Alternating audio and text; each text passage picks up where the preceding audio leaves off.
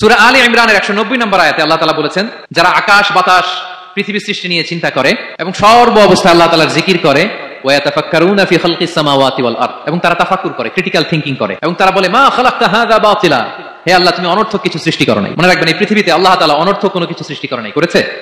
যেটাই সৃষ্টি করেছে এটা এর মধ্যে মানব কল্যাণ আছে না নাই? আল্লাহ তাআলা আমাদের জন্য কল্যাণ রেখেছেন। এবং এই আয়াত যখন নাযিল হল, বিষ্ণু ইসলাম বললেন, ওয়াইলুন লিমান ক্বারাআহা ওয়া লাম ইয়াতাফাক্কার ফিহা, ধ্বংস তাদের জন্য যারা এই আয়াত তেলাওয়াত করে কিন্তু এই আয়াত নিয়ে চিন্তা করে না, গবেষণা করে না। এবং কোরআনের বিভিন্ন আয়াতে আল্লাহ তাআলা বিষ্ণু নবীকে বলেছেন, নবী হে, আপনি আপনার উম্মতদেরকে নবীদের ঘটনা শোনান। এবং বিষ্ণু নবীর সাহাবী আবু দারদা রাদিয়াল্লাহু তাআলা আনহু উনি বলতেন, তাফাক্কুরু সাআতিন খায়রুন মিন কিয়ামি লাইলা, এক ঘন্টা কেউ যদি আল্লাহর সৃষ্টি নিয়ে চিন্তা করে সেটা সারা রাত তাহাজ্জুদের সালাত পার করার চেয়ে উত্তম। আমরা অনেকে মনে করি শুধু তাসবিহ পড়াই ইবাদত, জিকির করাই ইবাদত, শুধু কোরআন তেলাওয়াতই মনে হয় ইবাদত, শুধু কিয়ামুল লাইল করা ইবাদত। কিন্তু বিশ্বনবীর সাহাবী, যিনি ইসলাম আমাদের চেয়ে ঢের বেশি বুঝেছেন, তিনি বলেন আল্লাহর এই সৃষ্টি শৈলী, এই সৃষ্টি নৈপুণ্য নিয়ে এক ঘন্টা চিন্তা করা, ক্রিটিক্যাল থিংকিং করা, সারা রাত নফল তাহাজ্জুদের চেয়েও সেরা।